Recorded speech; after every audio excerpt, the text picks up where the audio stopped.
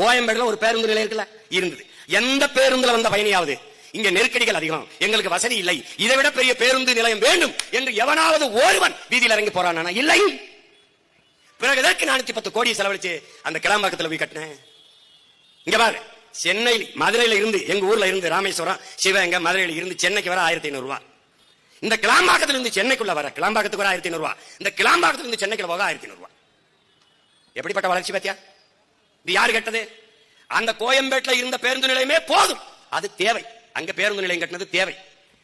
அது இருக்கும் போதே 410 கோடியை செலவழிச்சு அதிமுக தொடங்குச்சு, அடிக்கல் நாட்டுச்சு, ஐயா ஸ்டாலின் கட்டி முடிச்சு, அவங்க அப்பா வேற வச்சு, அது 100ஆண்டு விழா அப்படின்னு வச்சு, அவர் சிலை வச்சு, மேல பார்த்தா உதயசூரியன் சின்னத்தை போட்டு, யாரு அவன் பரம்பரை சொத்தை வச்சு கட்டின பேருந்து நிலையம்ல, அவங்க சின்னத்தை வச்சு, மக்கள் காசுல சின்னத்தை போட்டான். நீ என்னத்தை பார்த்த? என்னத்தை பார்த்த சொல்லு. புலம்புவா பொங்கல் வரும்போது ரொம்ப கஷ்டமா இருக்கு, நாங்க இங்க இருந்து ஊருக்கு போக முடியல, ராத்திரி எல்லாம் இருக்கோம்னு. தேர்தல் வரும்போது 500 ரூபாய் எங்கிட்டு நீட்டு ஓட்ட எங்கிட்டு போட்டு எங்களை ரோட்ல போட்டு போயிருவேன்.